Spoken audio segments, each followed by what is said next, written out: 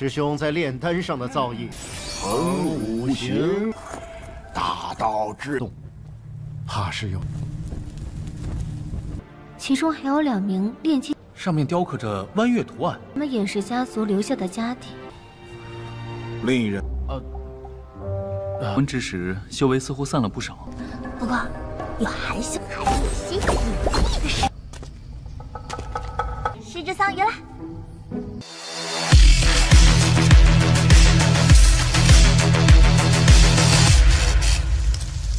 Halo semuanya, selamat datang di Ruang Sinema. Bagaimana kabar kalian semua? Semoga selalu sehat dan baik-baik saja.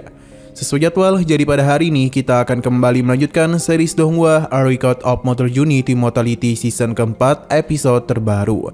Yang mana ini adalah episode yang ke-28 atau yang ke-152. Sebelum kita mulai, lebih baik kita lihat lagi apa saja yang terjadi pada episode sebelumnya.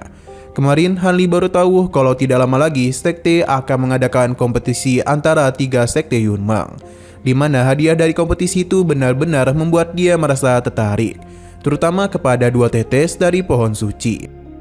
Untung saja Hanli mendaftar kemari dengan menekan kekuatannya, jadi dengan begitulah dia dapat mengikuti kompetisi tersebut.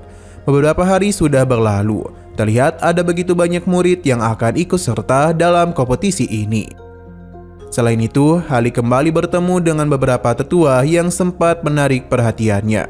Sesaat kemudian, babak kompetisi pertama pun dimulai, di mana Hanli bisa melihat kemampuan yang Sun Hao miliki. Ia cukup mudah mengalahkan lawannya, sedangkan Hanli sendiri menggunakan jimat dalam pertarungan ini, supaya kemampuannya tidaklah diketahui. Tapi karena banyaknya jimat yang dia gunakan, membuat Sun Hao dan yang lainnya bertanya-tanya, dari keluarga kaya manakah Hanli berasal? Nah, sekarang kita akan melanjutkan episode terbarunya. Han Xiao tidak menduga Hanli akan sekaya ini.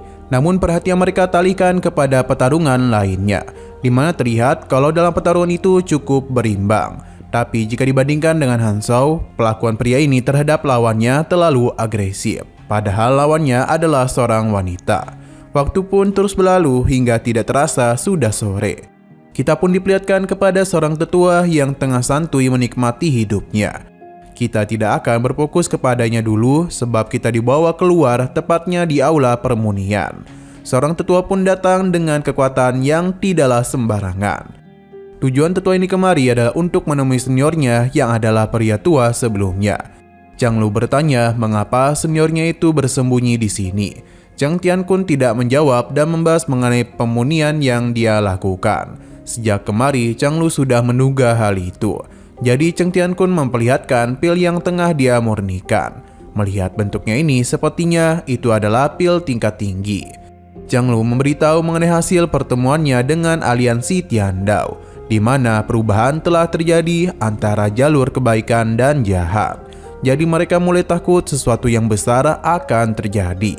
Ini tentu tidaklah diduga oleh Zhang Tiankun. Bahkan situasi seketika saja langsung hening.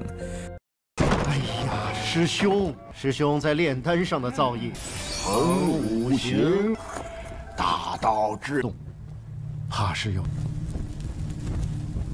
Xiano berpindah lagi ke sebuah tempat di mana para tetua sudah pergi dari tempat itu dan hanya meninggalkan 2 tetua ini saja. Tetua Feng kesal karena mereka meninggalkan dirinya di pertemuan dengan begitu saja. Tetua Feng kesal karena mereka meninggalkan pertemuan begitu saja, yang membuat dia harus terjebak bersama dengan Song Yu. Mendengar keluh kesah dari seniornya, maka Song Yu pun akan mengambil tanggung jawab untuk memimpin para murid menuju konferensi. Tapi dengan syarat dialah yang harus memutuskan para murid mana saja yang berhak mengikuti kompetisi akhir. Hal ini tentu saja membuat Tetua Feng senang. Pasalnya ini merupakan masalah yang agak rumit. Dan Sekte Pedang Kuno mengirim murid langsung untuk berpartisipasi. Tetua Feng menyarankan untuk mengirim beberapa hadiah kepada para murid mereka supaya dapat membantu mereka dalam kompetisi nanti. Ternyata Tetua Feng itu berencana untuk melakukan kenaikan yang membuat dia harus mengasingkan diri dulu. Ia sudah menunggu waktu ini cukup lama. Tapi peluang keberhasilannya sangatlah kecil. Ia menenangkan Song Yu, pasalnya para tetua sudah membuatkannya pil yang mana itu akan membantu dia memiliki peluang 20%. Song Yu menyarankan melakukan hal ini ketika kompetisi telah selesai. Dengan begitu, sekte dapat memberikan pelindungan kepadanya dan membuat Tetua Feng tidaklah perlu mengkhawatirkan apapun lagi. Sesaat kemudian, seorang murid pun datang untuk memberitahu kalau putaran terakhir ujian sudah selesai. Dia pun memperlihatkan daftar murid mana saja yang telah berhasil lolos. Melihat daftar tersebut membuat Tetua Feng agak terkejut.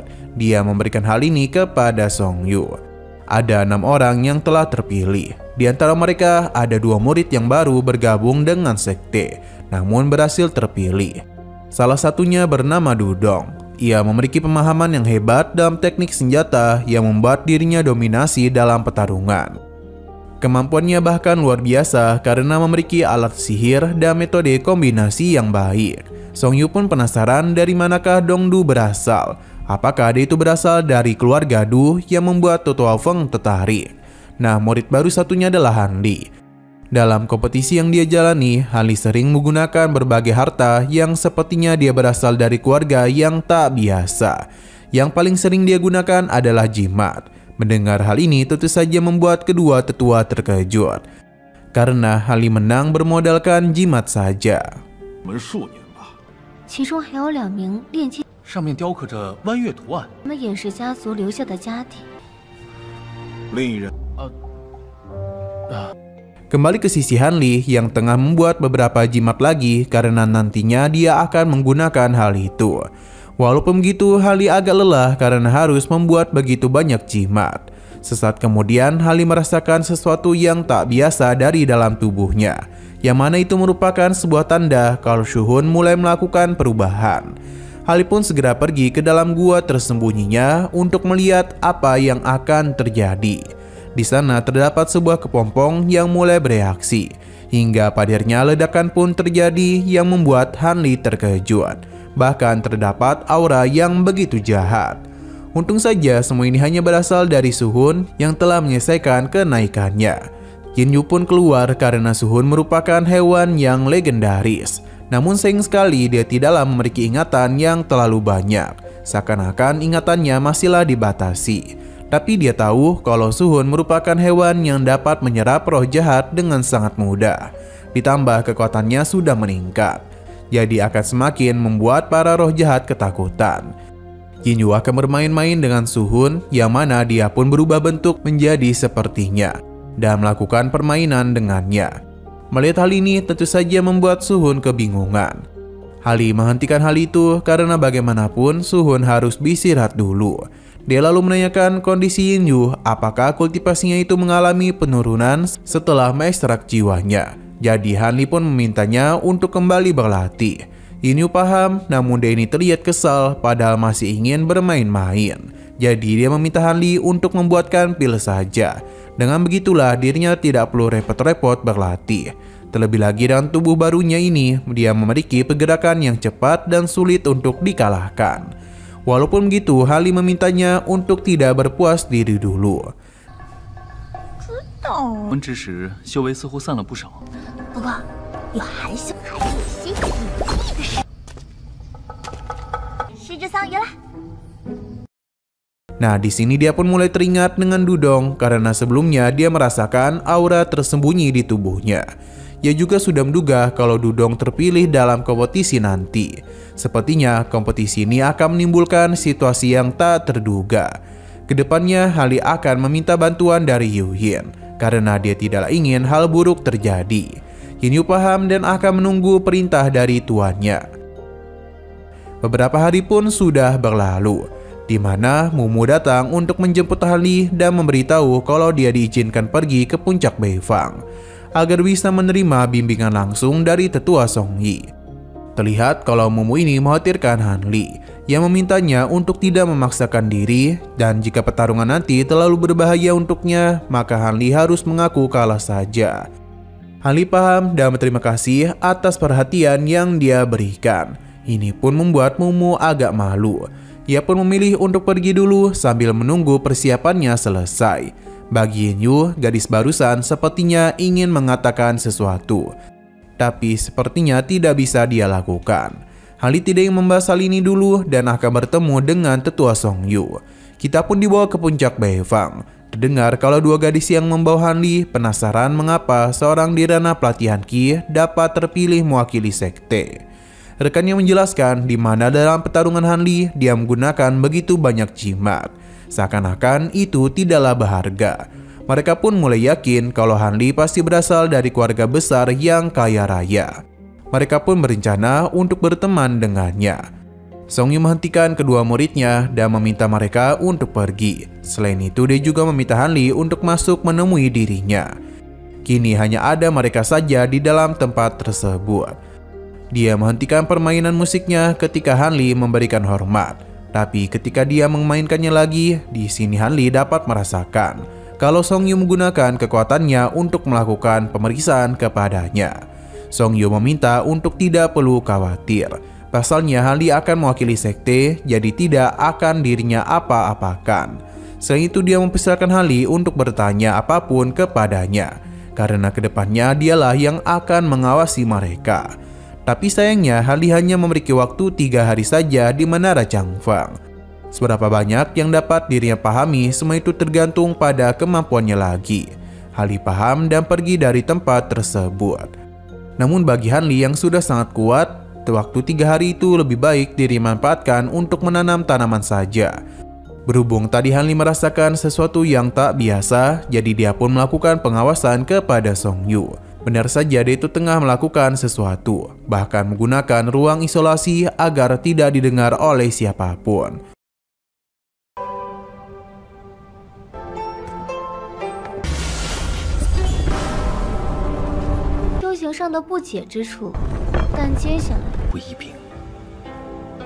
Song Yu memberikan tanda kepada tetua Fang kalau Han Li tidaklah mencurigakan. Namun dia merasakan hal aneh pada Dudong.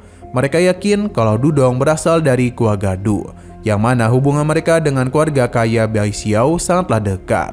Jika dia memang keturunan keluarga Du, maka mengapa dia tidak memasuki sekte Bai Xiao dan malah memilih kemari? Sepertinya dia itu memiliki sebuah rencana tersendiri. Tetua Fang memberikan pujian kepada Song Yu karena mampu mendapatkan hal ini dengan baik. Beberapa hari telah berlalu dan kita dibawa ke sekte Bai Xiao Yuan, di mana acara konferensi akan diadakan di sana. Beberapa murid telah menunggu kedatangan dari para murid sekte lainnya. Terlihat sekte pedang datang dengan menggunakan pedang yang begitu besar, yang dipimpin oleh Tu Tian. Kedatangan mereka kemari sempat membuat para murid terkejut. Perlu diingat kalau Tu Tian dan tetua ini sudah pernah bertemu di kota. Jadi hubungan di antara mereka ini ternyata cukup dekat. Tu Tian berencana untuk bertemu dengan senior Lehu dari sektenya, karena dia itu yang membicarakan sesuatu yang cukup penting. Tapi tetua ini tidaklah dapat membuat keputusan karena bagaimanapun dia pasti tengah sibuk. Karena baru-baru ini tetua itu telah melakukan perjalanan demi menjelajahi alam rahasia bersama teman lamanya. Tapi Tu Tian dapat bertemu dengan tetua lainnya. Tu Tian tidak membahas hal itu lagi hingga sesaat kemudian sekte Loyin pun datang, di mana fluktuasi energi yang mereka ciptakan juga tidak kalah hebat dari sekte pedang kuno.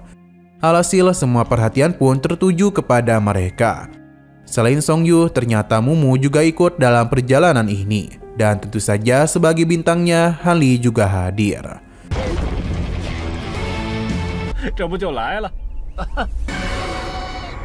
Nah, sayang sekali lagi seru-serunya, episodenya pun harus bersambung dulu. Oke, sekian dulu pada video kali ini. Untuk video selanjutnya akan segera hadir. Jadi bagi kalian yang ingin mengikuti series ini, langsung saja klik subscribe dan aktifkan loncengnya. Terima kasih yang sudah menonton video sampai habis. Jika kalian suka pada video ini, klik like dan share ke teman-teman kalian tentang channel ini. Dan ditunggu aja kelanjutannya. Oke, sampai jumpa di video selanjutnya.